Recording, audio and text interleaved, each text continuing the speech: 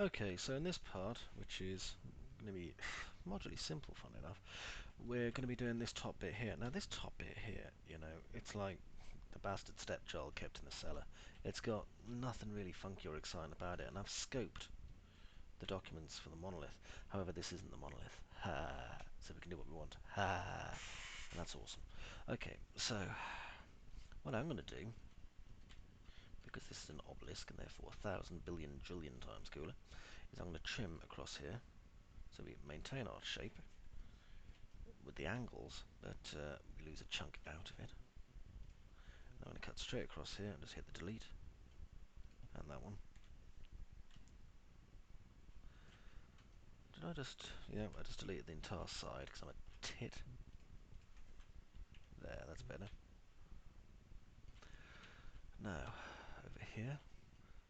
I like the way I said that, you know, oh, I'm going to make this better. You know, people spend months designing these bloody things.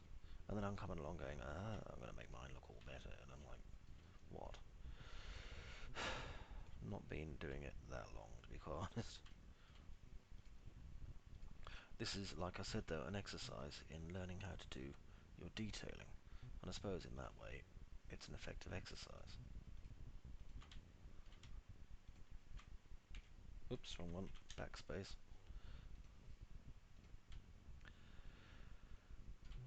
After this, you see, we've actually finished doing, not the entire model, obviously, not unless you want the rest of the model to be quite low detail, but we've certainly finished the pylon at the edge. Okay, so this part on the inside here is going to interact in some way, we will assume, with the gigantic glowy thing that's in the middle. Now then, down here, if I just do a cut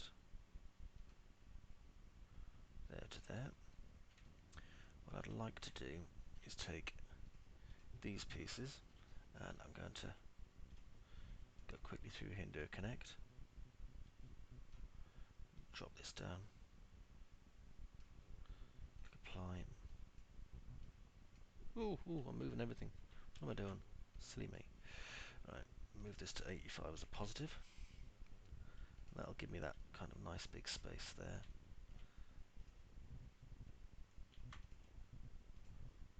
And I'm going to take this bit and I'm going to extrude it, not by 10, maybe by 1. Now remember the problems we've had before in the past. When we extrude these things, we get mad shapes. So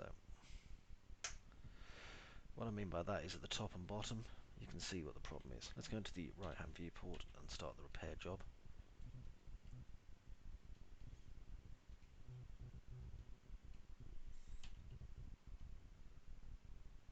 There's no real reason for this to come up there like that unless you really, really, really wanted to. So my personal recommendation is don't. That is all. You remember the problems we had with this before, funnily enough, actually. There, that's starting to make slightly more sense as a model. Now, this part, you see, it hasn't actually came out quite enough, so if I go to my top viewport and zoom, you can see it needs to be pulled out a little bit more for it to make sense. Try and get this bit right. I know it's not easy, especially when there's an absolute ton of geometry underneath it now. There, that's a lot better, you see. Simple shapes, but they're giving us some really nice pieces. Now here, and here, because I'm trying to keep some of the kind of Necron design philosophy, i.e. nonsensical and mad, I'm going to do a quick chamfer. You know, for a race that's fantastically intelligent and stuff, they do come up with some mad inventions, don't they? Now, if we look, we've got this issue going on here, which I really don't want. So I'm going to cancel that. And instead, I'm going to go straight through the middle here, do a connect in the middle rather than at 85. Now I can chamfer that nice and wide. And That way I'm not going to get it buggering up my shape the way it was trying to, because it was a rascal, and we'll not be having none of that here. Okay, now click chamfer and bring this right in. Okay, now if we select our polygon, there, and there, we can extrude it back in. Not a lot, just a little bit, but it adds the shape that we like. Okay, that's quite nice. Now, because we've got our basic shape going on here, we can start doing some, probably of the thing you're completely sick of by now, but that's okay. Do one here, just a quick inset by 0.02, and apply.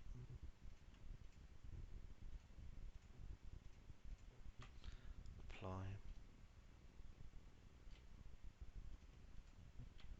Apply. Apply.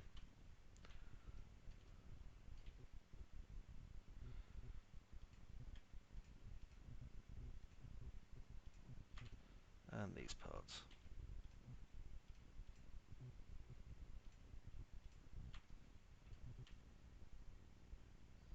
Click apply. Right, now I'll go back and select the other bits. Good bit is, you see, that I can select them all like this, and the brakes are already in place where I did the inset. So I don't have to worry about selecting my group. Just check that I've got all the bits selected. Nice. Okay, now with that done I can bevel.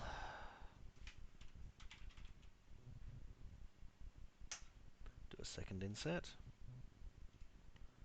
And do another bevel. Okay, that's panel separated. Okay, because it's a simple area up here, and you know, simple areas, no such thing. Not in 3D. Pull the other one, it's got a Martian on it. There we go. Again though, what I will say is, do be careful please, because you don't want to balls it up. And it is surprisingly easy to do that. There we go.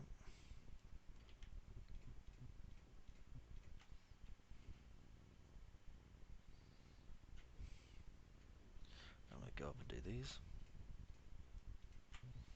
Oh, and there's the 3D Palace Cat coming to spread love.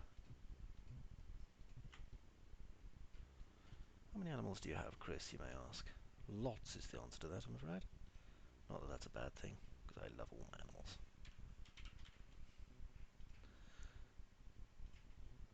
There we go, and bevel up. Okay, press F4, and that's given us this shape now. So all our maker's lines are certainly in the right place. As you can see, the details definitely fell off a lot at the top, but that's okay. That's not really an issue for me, because I knew it was going to anyway.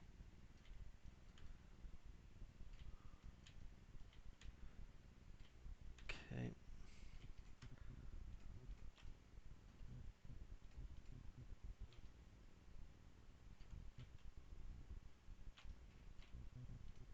Oops, wrong one.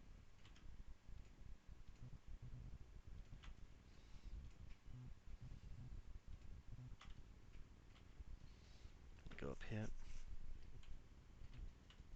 Now I'm going to build a conduit in a moment, so just need to work out exactly how the conduit's going to work. Because again, one of the problems I'm facing with this kind of theoretical mindset is, you know, trying not to build it as I would for a standard sci-fi piece. This master race of insane kind of super zombies. How are they going to have their thing work? Well, what's going to power it, etc. How's it going to look? Inset and bevel up. Okay.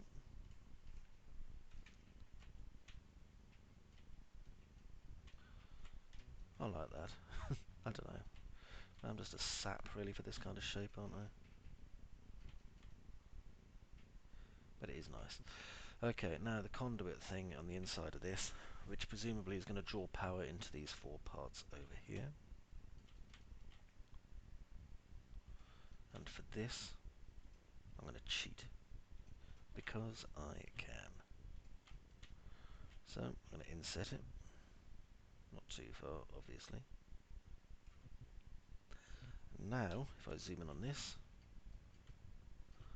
I can get rid of various bits that I'm not planning on using.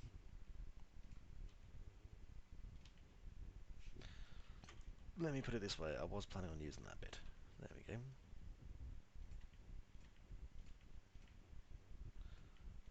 go. Oop, see, I just deleted the wrong piece there as well, so my model would look absolutely awful at render time, and I'd be all confused, and you'd be sitting at home going, Chris, you deleted the wrong part. You know, trying to tell me however many weeks, stroke months, stroke years in the past I made this. Before my mangled corpse was discovered by the cult of people who are fans of Bob Ross and had enough of me talking about him. Right, now up here, let's select our edges carefully. Once I've cleared out, haha, you thought I'd forgotten, didn't you? These.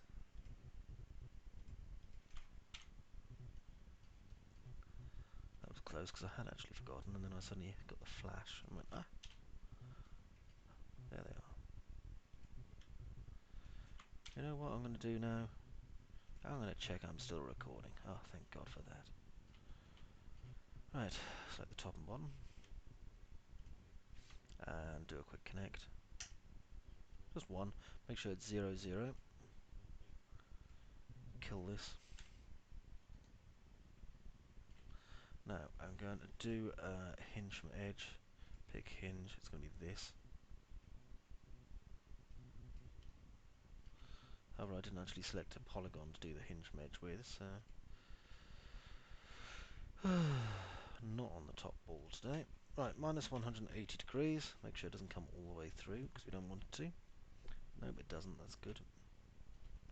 Segments. 2. Click OK. Delete that. We now have shapes on the inside. There we are. Do a quick weld.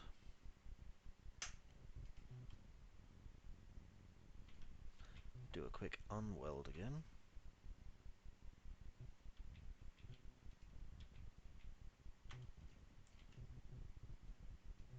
Suddenly realise that I might have set my weld a bit too high there.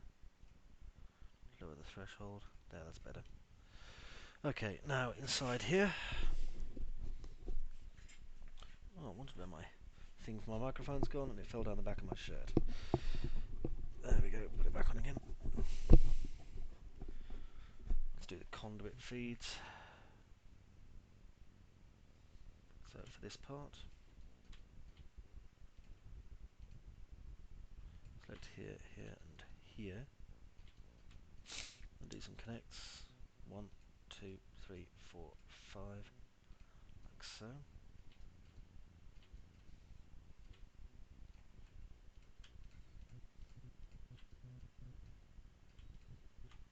Insert the polygon.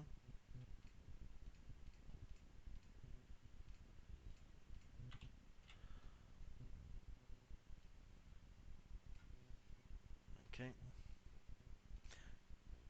Now if you look, when I bridged that, some of them actually twisted, which is a problem. So let's undo that. Bridge. Bridge. And again. See if you can guess what I'm doing here. Oh, twisted. See? Why is it twisted? Well, we don't know, but that's not the point. We can untwist it again. There we go. Same with that one.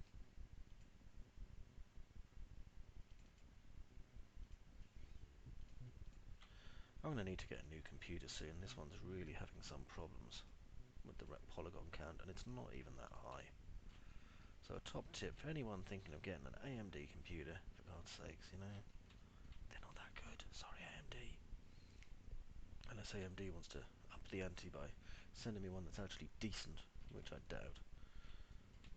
Okay, now over here, I'll do a cylinder. Place it in the middle,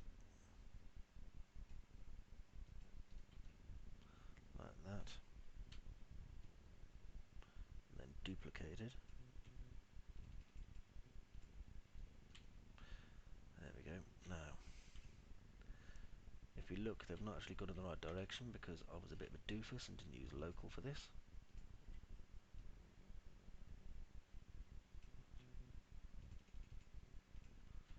Now I have.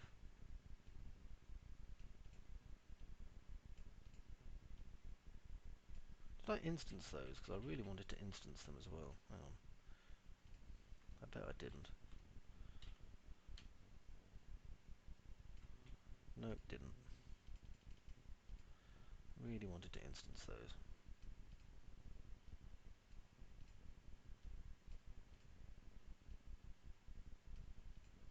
There we are. Right, now over here, select this, grow, Control I, just delete the back off. Go into here, do an inset. And you'll notice, of course, everything's doing the same thing.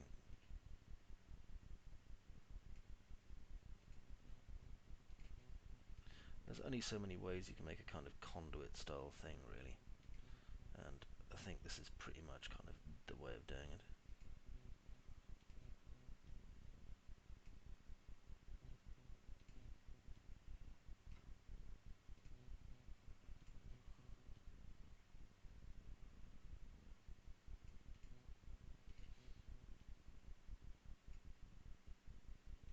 There we go.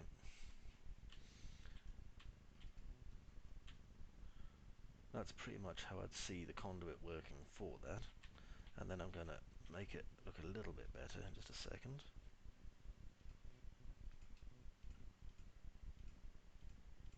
Because, you know, I don't want too many curved surfaces, as you know. So,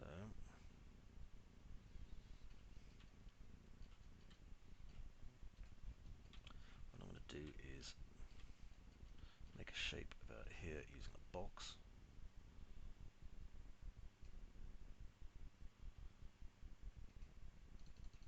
Convert to editable poly.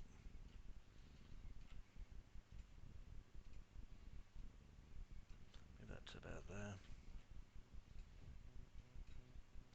Connect across there, bring it to about there. Basically all I'm doing here is trying to detract from what's kind of going on underneath this as much as anything. You see, it's very easy to have, you know, whatever detail you fancy on this, but you kind of have to pay a price for it after a while. You can't afford to have too much what would appear to look like random detail, even if you're sure it's going to function and form. So, you know, these 5 pieces here, we've got to be careful. We don't want it to look like, you know, a cheap speaker bell.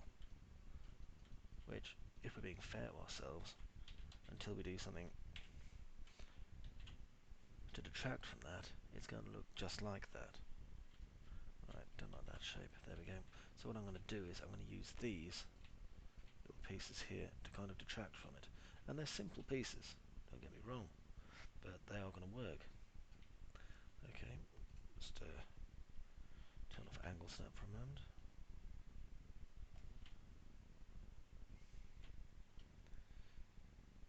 Okay, go to my right viewport. I need to line up this edge here correctly. Okay, that's fine. Now what I'm going to do is go over here, inset. Now as you see, it's very easy to over inset, so I'll just do this manually.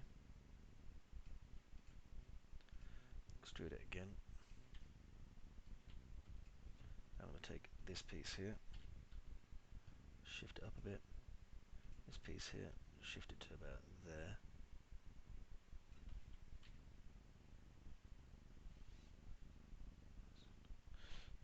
as you see, oops, I didn't have local on, because I want to move in its local axis. So, oops, there we go, do that again. I was wondering why it looked a bit weird, and it suddenly kind of occurred to me, local axis, very important. Right, so that gives us that piece there, and then maybe a small piece off here and here, insert, small extrude,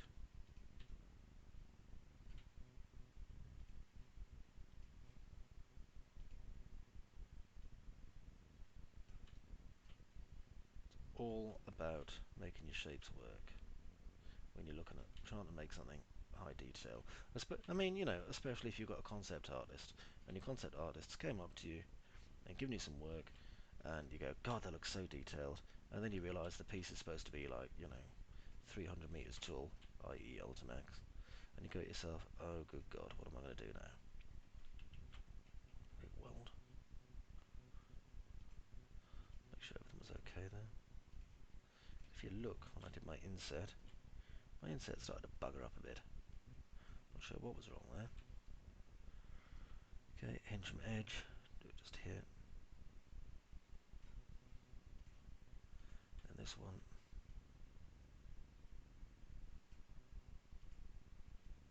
To there. There we go.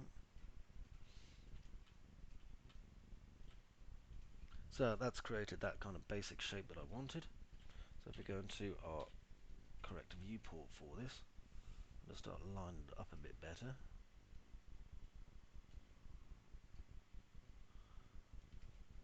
Really got to kind of work on this lining up a bit here. Okay, it's literally fractional. Okay, that's fine. Now what I'm going to do is move this down a bit like that. And then just pick a random number of these things. Not that many though, maybe about 18. Just want enough to get to the top, and then I'll delete the excess. Drop in a perspective and check them out. Yep, that's fine. Don't really want that one. Don't know why, I just don't like it especially. I'm going to delete that one and that one too. And that one. Okay, now let's attach these all to each other. Oh dear. That wasn't a good way to do it. Of course I forgot. These are all instances of each other, which makes things a little bit more of a problem.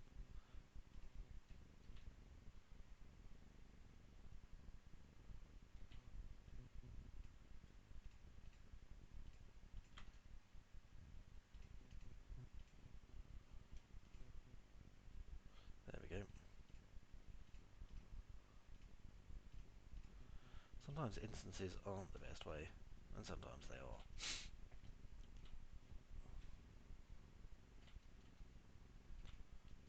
Okay. Now, what I want to do is quickly check my axis and mirror these.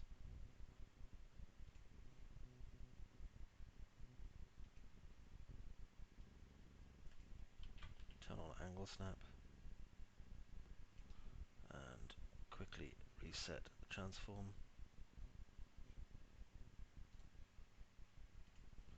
and then just flip them all. See, we're entering the mellow part of the evening now. Relaxed. Okay, go into view mode and just set these up so they're in the right place, which is approximately there.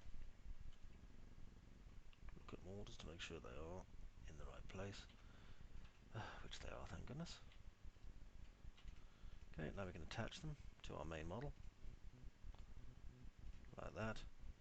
And as you see now, our conduit kind of fits a lot better. We've got these angular shapes at the back, which we didn't have before, which look a lot more, I don't know, effective, maybe, pleasing, I don't know, probably. I like them. Right, and that, pretty much, if I'm being honest, kind of finishes this bit. So what we can do, if you feel especially kind of awesomely brave, is go 1, Make 3 copies. There you go, you see. There is the start of your obelisk, which is pretty nice actually when you think about it. I like it. Admittedly, we're going to have to move this gun, but, you know, apart from that. Let's see, what's the best way of doing that? Oh yeah, I know. Shift, 90 degrees. Click OK. Top viewport. I'll just move it straight across into this one, because it's easy enough to house. There we are. Now I'm going to do it again. Notice I'm not mirroring this at all. You can if you want, but you're going to have to then, you know, do the X-form bit, which isn't that much of a nuisance, but it does need to be done.